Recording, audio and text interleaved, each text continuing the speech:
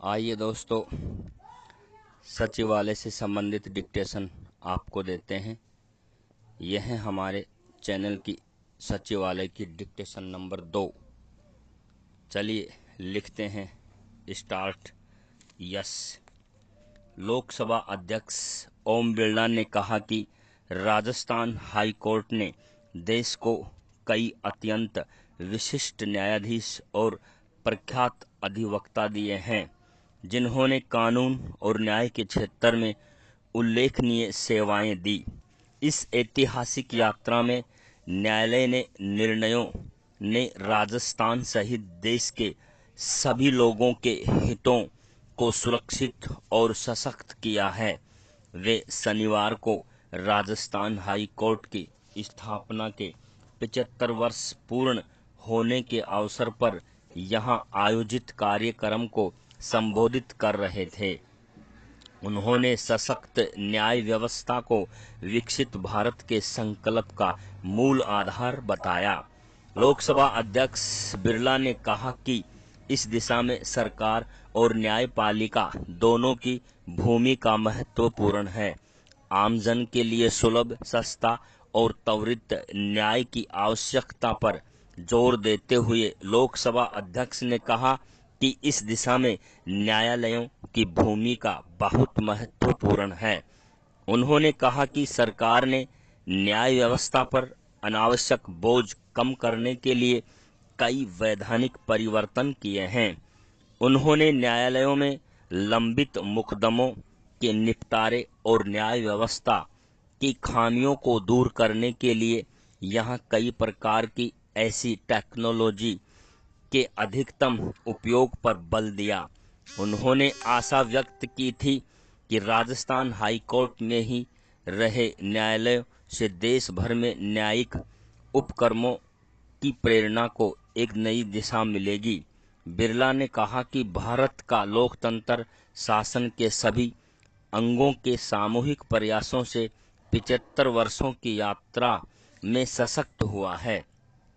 उन्होंने याद दिलाया कि जो संविधान निर्माताओं ने राज्य के तीनों अंगों विधायिका, कार्यपालिका और न्यायपालिका के बीच दायित्वों और कार्यों का बंटवारा किया है, ताकि तीनों अंग साथ साथ चलते हुए स्वतंत्र और निष्पक्ष रूप से कार्य करें। उन्होंने विचार व्यक्त किया कि विधायिका, कार्यपालिका और न्यायपालिका तीनों अंगों द्वारा प्रौद्योगिकी के उपयोग से जनता के जीवन को सहज, सरल और सुगम बनाया जा सकता है। उन्होंने युवाओं का आह्वान करते हुए कहा कि विकसित भारत के लक्ष्य को प्राप्त करने में उनकी विशेष भूमिका रहेगी। प्रभावी न्याय प्रणाली को विकसित भारत के संकल्प का महत्वपूर्ण अंग बनाते हुए उन्होंने कहा कि सरल, सुलभ और त्वरित न्याय इसके 3 प्रमुख स्तंभ हैं और सभी हितधारकों को इस दिशा में प्रभावी भूमिका निभानी पड़ेगी। बिरला ने संसद द्वारा पुराने कानूनों के स्थान पर यहां पारित भारतीय नागरिक सुरक्षा सहित न्याय संहिता और यहां के साक्ष्य अधिनियमों को देश की न्याय व्यवस्था का नया युग बताया। उन्होंने न्यायालयों और अधिवक्ताओं को इन तीनों नए कानूनों में अध्ययन और इनका अधिकतम लाभ जनता तक पहुंचाने के लिए निरंतर प्रयास पर बल दिया।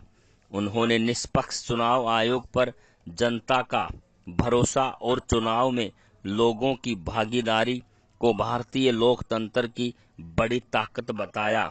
विराम पहरा। यहाँ अपने समय की कदर करने का एक दृश्य सामने आया है।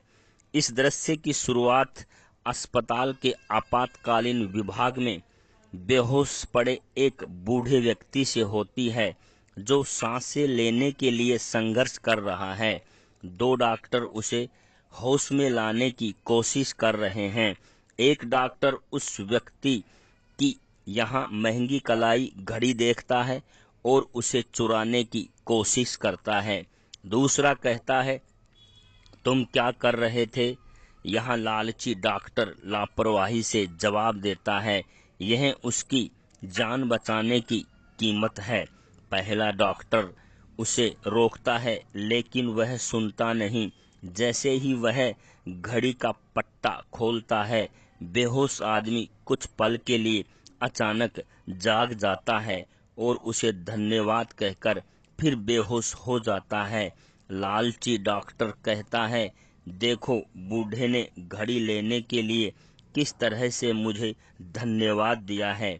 फिर वह घड़ी को एकदम यहाँ पर खोलने की कोशिश करता है।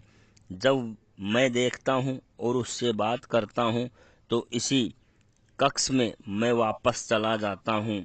वह कलाई पर घड़ी बांधता है तो पाता है कि उसकी सुइयां तेज गति से चल रही हैं और 1 मिनट में 1 दिन का समय पूरा कर रही है।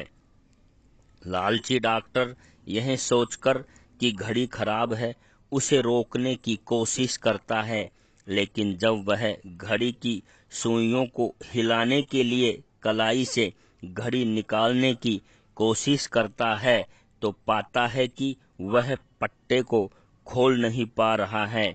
दूसरा डॉक्टर मरीज को देखभाल करने के बाद उससे कक्ष में आता है तो अपने सहयोगी को बूढ़ा होते देख आश्चर्यचकित हो जाता है।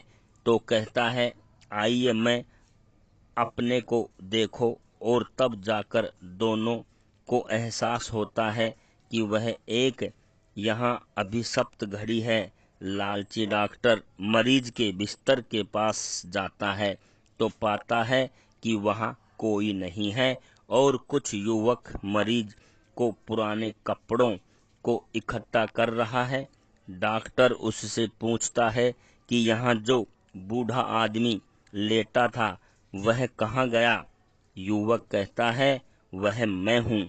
मैंने कल यह घड़ी लूटी थी और आज मैं यहाँ पहुँच गया हूँ। स्टॉप।